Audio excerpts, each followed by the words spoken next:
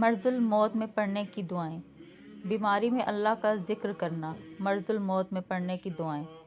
نبی صلی اللہ علیہ وآلہ وسلم نے فرمایا، جب بندہ کہتا ہے لا الہ الا اللہ واللہ اکبر، اللہ کے سوا کوئی الہ نہیں اور اللہ سب سے بڑا ہے، تو اس کا رب اس کی تصدیق کرتا ہے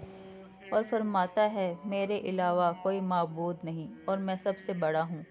اور جب بندہ کہتا ہے لا الہ الا اللہ وحدہ،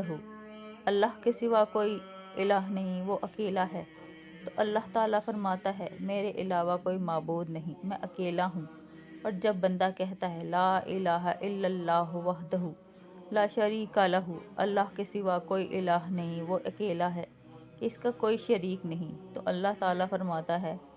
میرے علاوہ کوئی معبود نہیں اور میرا کوئی شریک نہیں۔ اور جب بندہ کہتا ہے لا الہ الا اللہ لہ الملک ولہ الحمد، اللہ کے سوا کوئی الہ نہیں، اسی کے لیے بادشاہی ہے اور اسی کے لیے سب تعریف ہے، تو اللہ تعالیٰ فرماتا ہے میرے علاوہ کوئی معبود نہیں، میرے لیے ہی بادشاہی ہے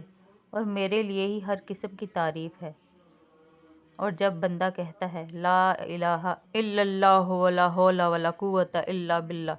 اللہ کے سوا کوئی الہ نہیں اور گناہ سے بچنے کی ہمت اور نیکی کرنے کی طاقت نہیں مگر اللہ کی مدد کے ساتھ، تو اللہ تعالیٰ فرماتا ہے میرے علاوہ کوئی معبود نہیں اور گناہ سے بچنے کی ہمت اور نیکی کرنے کی طاقت مجھ ہی سے حاصل ہو سکتی ہے۔ نبی صلی اللہ علیہ وآلہ وسلم یہ فرمایا کرتے تھے، جس نے اپنی بیماری میں یہ کہا اور پھر فوت ہو گیا، اسے دوزخ کی آگ نہیں کھائے گی۔